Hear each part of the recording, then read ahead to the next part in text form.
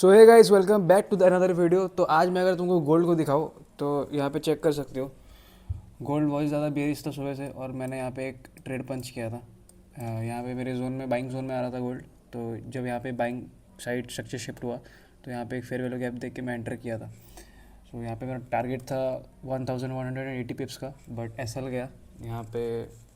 ये मेरा एंट्री था एंड यहाँ पे मैं ये जो मैं आज का अगर ट्रेड दिखाऊँ टुडे, तो यहाँ पे मैं बुक किया हूँ $240 का लॉस। एंड ये जो है मैं शेयर किया था टेलीग्राम पे भी, बट यहाँ पे मैं एक्सपेक्ट कर रहा हूँ कि ट्रेंड के साथ जाएंगे, ट्रेंड के खिलाफ नहीं जाएंगे। बट यहाँ पे जो गोल्ड है फिर से मेरे बाइंग जोन पे आ रहा है यहाँ पे।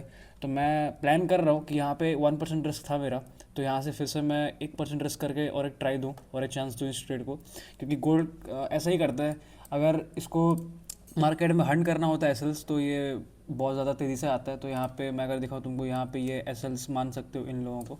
यहाँ पे तुम जो ये मैं कर्व ड्रॉ किया हूँ, इसमें जो ये लोज है ये एसएल्स की तरह काम करते हैं और मार्केट इसको तेज़ी से गिर के हंट करता है।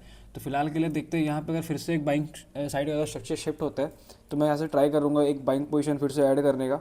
और अगर यहाँ पे फिर से एसएल जाता है तो हम ट्राई करेंगे ट्रेंड के साथ जाने के लिए। सो गाइस, यहाँ पे गोल्ड पे जो मैं बोल रहा था, ये वाले इंपॉर्टेंट जोन में अगर मार्केट आता है फिर से और एक बुलिश स्ट्रक्चर शिफ्ट होता है तो यहाँ पे मैं जोन देख के बाय करूँगा। तो सेम मैं वहीं पे यही चीज़ किया था। बट उससे पहले यहाँ पे जो तुम ये वाला पॉइंट दिख रहे हो, मेरा प्लानिंग था कि यहाँ से बाय करने का, जो कि प्राइस है 4659.614। एंड मैं यहाँ पे अपडेट भी किया था ग्रुप में कि यहाँ पे मैं बाय करने वाला हूँ। बट फिर क्या हुआ, मार्केट यहाँ पे और एक ऊपर एक एफ बना रहा था और वहाँ से एक ग्रीन कैंडल जब बनता है तो मैं उसके क्लोजिंग में एंटर कर गया, क्योंकि मार्केट अभी बहुत ज़्यादा वॉलेटाइल है और ऐसे ही गोल्ड करता है। अगर नीचे मेरा जोन है, ऊपर एक नया जोन बनता है, तो वहाँ पे जो रिसेंट वाला जोन टैप करके गोल्ड प्ले कर जाता है। वही चीज़ के लिए मैं यहाँ पे एंटर किया था और मैं अपडेट भी कर दिया था ग्रुप में। बट यहाँ पे एसएल गया, यहाँ पे देख सकते हो, और वहीं से बाइंग का रिजेक्शन फिर से आ रहा है। मीन्स कि यहाँ से अगर मैं एंटर करता, लाइक इस पॉइंट पे अगर मैं एंटर करता यहाँ पे, तो मेरा एसएल था यहाँ पे। इस पॉइंट पे मेरा एसएल था 350 फिफ्थ समथिंग का एसएल था यहाँ पे, दिस वन। एंड जो टारगेट था यहाँ से मेरा 1:3 का था। तो अगर उसके हिसाब से अगर चेक करेंगे तो मार्केट अभी भी वहीं पे प्ले हो रहा है, एसएल अभी तक गया नहीं है। मैं सोच रहा था यहाँ पे री एंट्री करने का, बट ऑलरेडी जा चुका है यहाँ पे 2 एसएल। तो मैं सोच रहा हूँ कि अभी रश नहीं करूँगा। आगे अगर कुछ भी फ्रेश जोन बनता है सेलिंग का या फिर बाइंग का, तो वहाँ पे मैं प्लान करने का सोचूंगा, क्योंकि अभी ऑलरेडी एसएल जा चुका है 2। अभी अगर मैं यहाँ पे फिर से एंट्री करता हूँ और यहाँ पे फिर से अगर एसएल जाता है तो मेरे पास और ड्रॉडाउन नहीं बचेगा दिन का कि मैं और ट्रेड्स ले पाऊँ। सो देखते हैं। यहाँ पे तो मैंने ट्राई दे दिया है।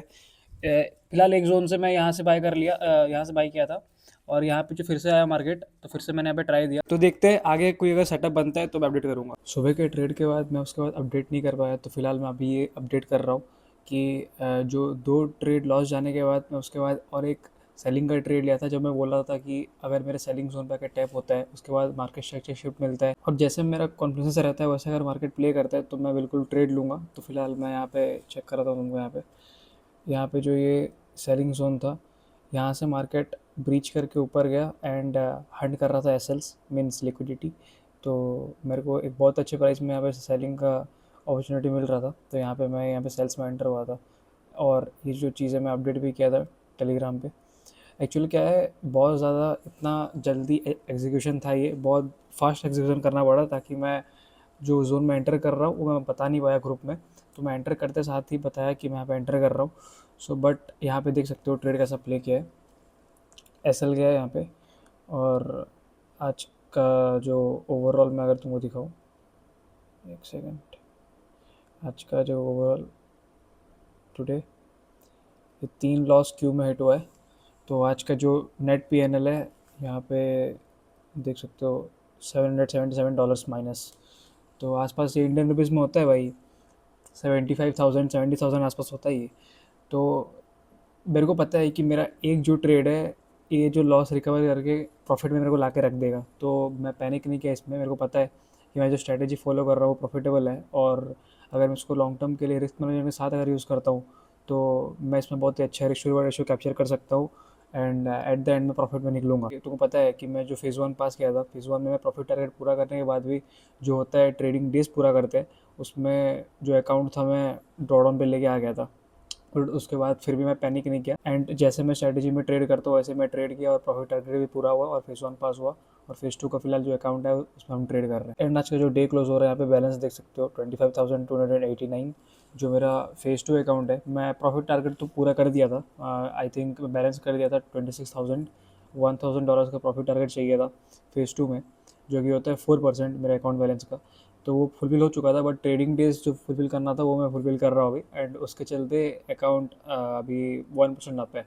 5% अब चला गया था, बट अभी 1% है। तो भाई ये होता रहता है, मेरे को पता है कि मेरा स्ट्रैटेजी प्रॉफिटेबल है और ये वर्क करने वाला है।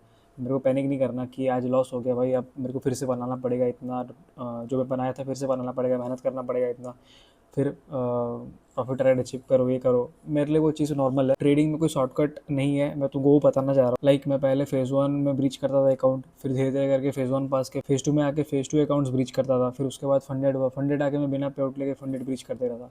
तो अभी जो टाइम है तो वो मेरा पे आउट लेने का टाइम है, मेरे को ऐसा फील हो रहा है। तो ये ऐसे ही प्रोसेस चलता है भाई। तुम स्टेप्स स्किप नहीं कर सकते। अगर तुम स्किप करोगे तो तुम्हारा टाइम, खुद का टाइम, बेकार बेकार में टाइम वेस्ट होगा, और तुम्हारा जो डेज़ है प्रॉफिटेबिलिटी की तरफ जो तुम्हारा जो टाइम जा रहा है वो बढ़ते जाएगा बहुत ज़्यादा।